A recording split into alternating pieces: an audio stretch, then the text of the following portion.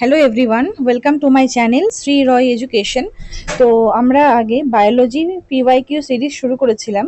এখানে শুধুমাত্র PYQ solve করানো হয় না, ওই টপিক রিলেটেড এক্সট্রা যা যা ইনফরমেশন থাকা দরকার সমস্ত কিছু এখানে করিয়ে দেওয়া হয়, যেগুলো পরবর্তী এক্সামের জন্য কিন্তু ভীষণ ইম্পর্টেন্ট। মানে এগুলো বেসিক্যালি কোনো না কোনো অল ইন্ডিয়া এক্সামে এসেছে, ঠিক আছে? এখানে সেগুলোই করিয়ে দেওয়া আছে। তো প্রথমে শুরু করা যায়।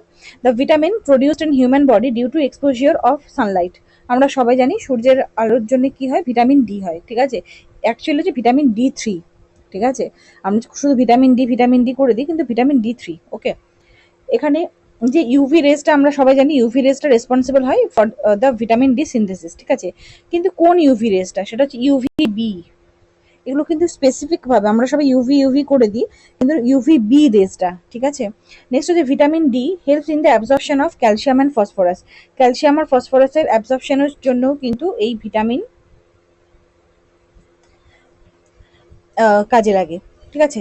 ভিটামিন ডি এর ডেফিসিয়েন্সির জন্য চিলড্রেনদের হয় কিন্তু রিকেট, আর বড়দের হয় কি অস্টিওমেলাকিয়া, ঠিক আছে? আচ্ছা, ভিটামিন ডি 3 কেমিক্যাল নেম কি? কোলে ক্যালসিফেরল। আর ভিটামিন ডি 2 সাইন্টিফিক নেম হচ্ছে আর্গো ক্যালসিফেরল, ঠিক আছে?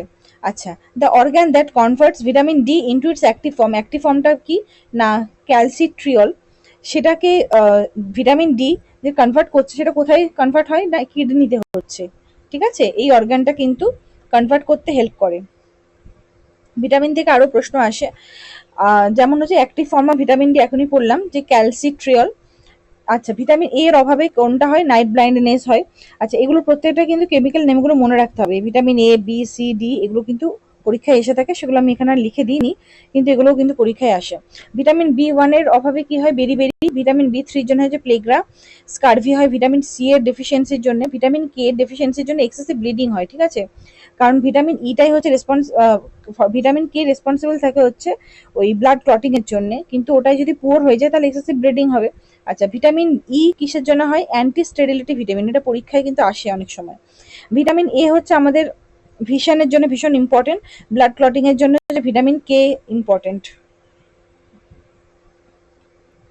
ভিটামিন সি এর সব থেকে রিচেস্ট সোর্স কি? না আমলা, ঠিক আছে? আমলকি, যেটা ইন্ডিয়ান গুজবেরি। ভিটামিন ডি সব থেকে বেশি পাওয়া যায় কোথায়? সানলাইটে। আমরা সবাই জানি ভিটামিন বি 12 এখানে কোবাল্ট থাকে, পরীক্ষায় আসে বারে বারে যে কোথায় এটার ইয়েটাও সাইন্টিফিক নেমটাও হচ্ছে কিন্তু সায়ানো কোবালামিন, ঠিক আছে? তো কোবাল্ট থাকে ওর মধ্যে। ওয়াটার সলিউবল ভিটামিন কি কি? Vitamin B and vitamin C, এই দুটো হচ্ছে ওয়াটার সলিউবল ভিটামিন। বাকিগুলো হচ্ছে fat soluble vitamin, vitamin A D E K. Next, antibiotic discovered helps in fighting as a drug resistant or hard to treat bacterial infection. সে অ্যান্টিবায়োটিকটার কি নাম? অডিলোর হ্যাবডিংস, ঠিক আছে? আচ্ছা, অ্যান্টিবায়োটিক সেটা ডিসকভার করা হয়েছিল কিসের জন্য? না ফাইটিং অ্যাজ ড্রাগ রেজিস্ট্যান্ট হিসেবে, ঠিক আছে? অথবা হচ্ছে ব্যাকটেরিয়াল যে ইনফেকশন সেগুলোকে, or hard to treat bacterial infection, সেগুলোর জন্য হচ্ছে অডিলোর হ্যাবডিংস। আচ্ছা, প্রথম যে first antibiotic discovered using artificial intelligence দিয়ে প্রথম যে অ্যান্টিবায়োটিকটা ডিসকভার করা হয়েছিল তার নাম কি? হ্যালিসিন। আচ্ছা, নেক্সট হচ্ছে জিন এডিটিং যে টেকনোলজি, যেটা 2020 সালে নোবেল প্রাইজ পেয়েছিল, সেটার কি নাম? CRISPR-Cas9, ঠিক আছে? এটা যে জিন এডিটিং একটা টেকনোলজি। আচ্ছা, ফাদার অফ ফিঙ্গারপ্রিন্টিং কাকে বলা হয়? স্যার অ্যালেক্স জ্যাফরিকে। Alec Jeffreys father of fingerprint, DNA fingerprinting.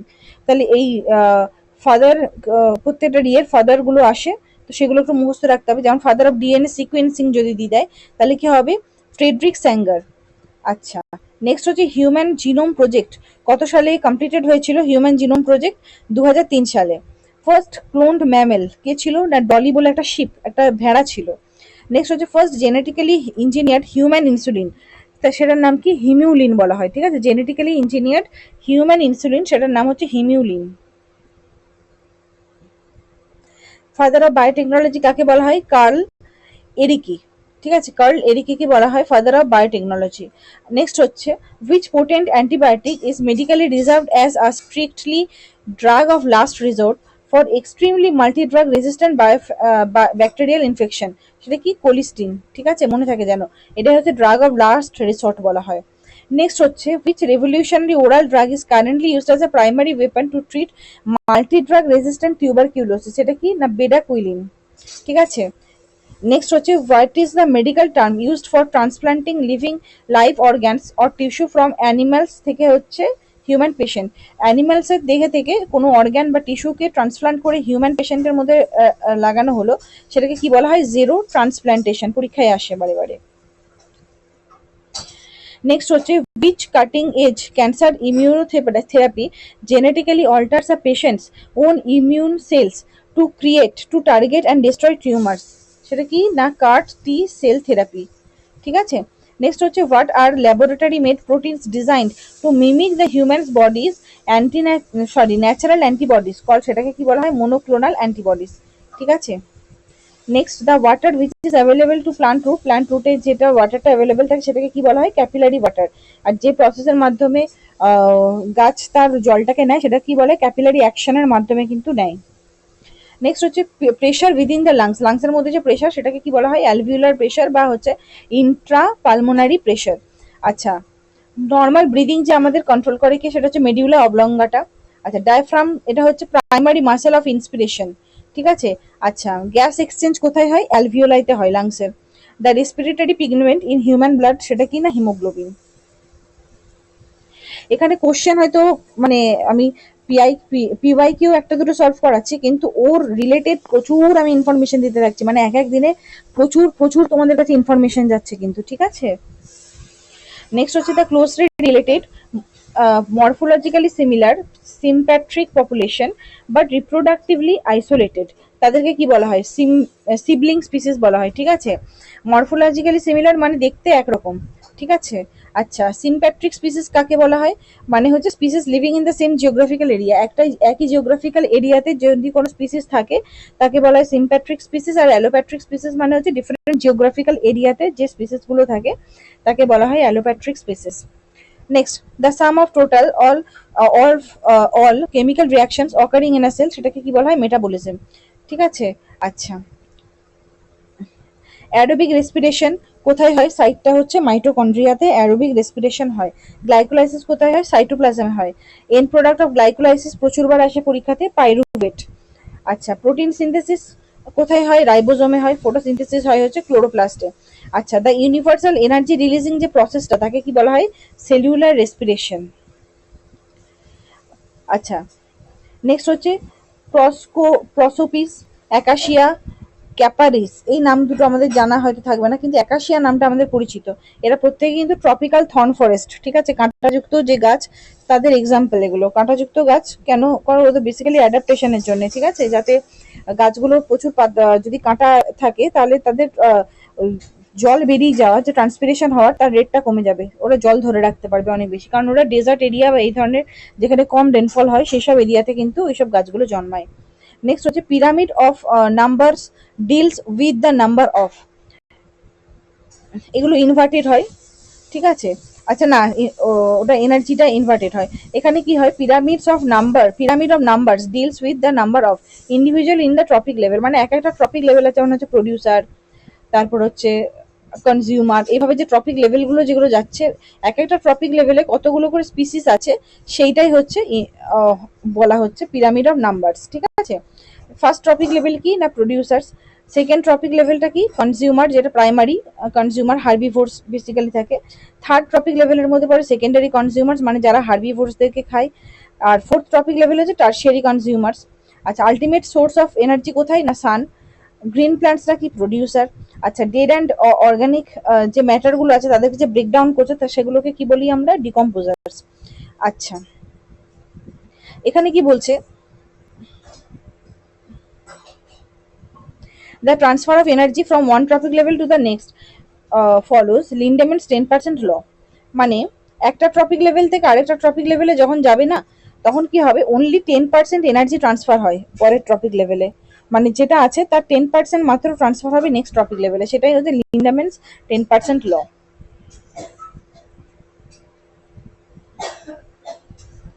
What are emerging disease কি? মানে যেমন হচ্ছে কোভিড-19 এসেছিল, Ebola virus, Zika virus, Nipah virus, এগুলো কি এটা হিউজ ভাবে এসেছিল, হঠাৎ করে এসেছে, প্রচুর মানুষকে এফেক্ট করে দিয়েছে। সেগুলো হচ্ছে আমরা বলি ইমার্জিং ডিজিজ, ঠিক আছে। আচ্ছা, ইবোলা ভাইরাসের জন্য হচ্ছে, ইবোলা ভাইরাসটা হচ্ছে পজিটিভ এজেন্ট অফ ইবোলা, ঠিক আছে। এটা কিভাবে ট্রান্সমিটেড হয়? Direct contact with the human body fluids. COVID-19 এর সময় কি ছিল? সার্স কোভ টু, এটার জন্য হয়েছিল কোভিড-19। ম্যালেরিয়া কার জন্য হয়? প্লাজমোডিয়ামের জন্য হয়। প্লাজমোডিয়াম অনেকগুলো ভাগ আছে, প্লাজমোডিয়াম ভাইভাক্স আছে, প্লাজমোডিয়াম ফ্যালকিপেরাম আছে, এরকম আছে। টিউবারকিউলোসিস কিসের জন্য হয়? ব্যাকটেরিয়ার জন্য হয়, মাইকোব্যাকটেরিয়াম টিউবারকিউলোসিস। কলেরা হচ্ছে ভিব্রিও কলেরি, টাইফয়েড হচ্ছে সালমোনেলা টাইফি, আর এডস হচ্ছে HIV, human immuno deficiency virus. Rabies হয় র্যাবিস ভাইরাসের জন্য। আচ্ছা, ডেঙ্গি হয় হচ্ছে এডিস ইজিপ্টি মসকিউটোর জন্য, আর ম্যালেরিয়া হয় হচ্ছে ফিমেল অ্যানোফিলিস মসকিউটোর জন্য ম্যালেরিয়া হয়, ঠিক আছে। Next, micro organism is viewed through microscope. একটা মাইক্রো অর্গানিজমকে আমরা মাইক্রোস্কোপ দিয়ে দেখছি, and is determined to be a single cell that lakhs organelles. দেখা গেল কি সেখানে সিঙ্গেল সেল পাওয়া যাচ্ছে আর অর্গানেলস সেখানে পাওয়া যাচ্ছে না।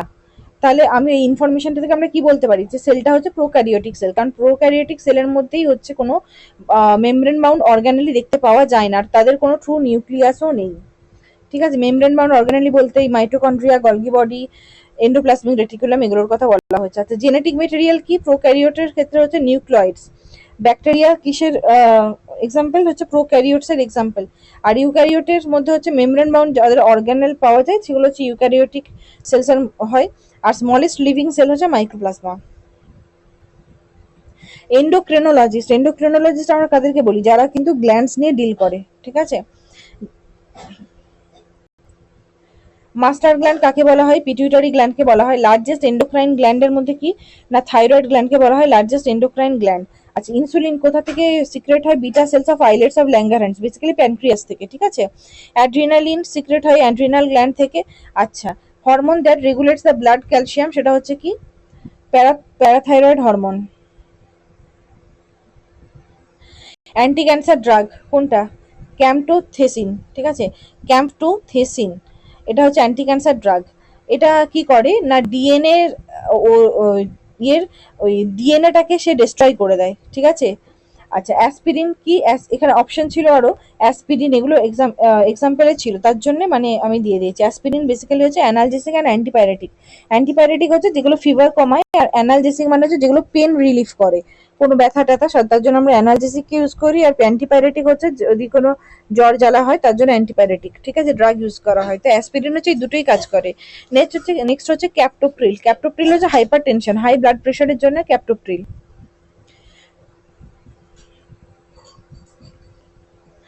নেক্সট হচ্ছে which of the following is a branded narcotic drug.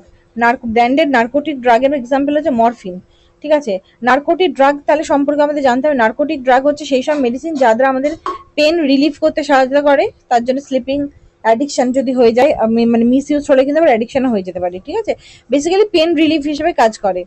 Morphine হচ্ছে স্ট্রং অ্যানালজেসিক, যেটা কোথা থেকে পাওয়া যায়? ওপিয়াম পপি মানে পোস্তর ইয়ে থেকে পাওয়া যায়, ঠিক আছে।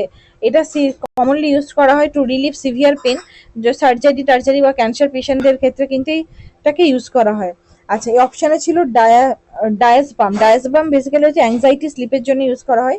অ্যাসপিরিন এক্ষুনি পড়লাম, অ্যানালজেসিক অ্যান্ড অ্যান্টিপাইরেটিক, মানে হচ্ছে পেন রিমুভার। আর হচ্ছে ফিভার হলেও ইউজ করা হয়।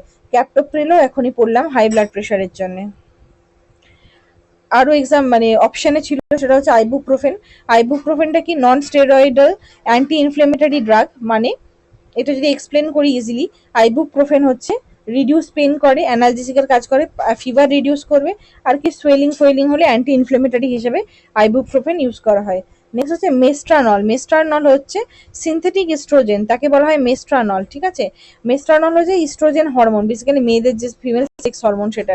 এটা ওই কন্ট্রাসেপটিভ মানে বার্থ কন্ট্রোল পিল হিসেবে কিন্তু ইউজ করা হয় টু প্রিভেন্ট দ্য প্রেগনেন্সি এড়ানোর জন্য এটা ইউজ করা হয়। আচ্ছা, use of polish rice in human diet.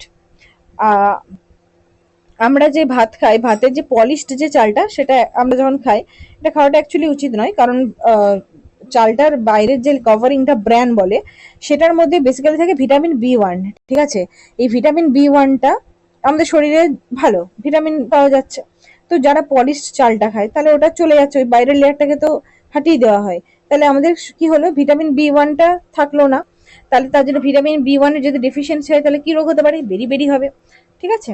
Next হচ্ছে bleeding is stopped by applying FeCl3 solution. এবার FeCl3 সলিউশন দেরকে মানে ইউজ করা হয় কোনো একটা কাটা ছেটা হয়ে গেলে যাতে ব্লাডটা ক্লট করে যায় সেই কারণে, ঠিক আছে।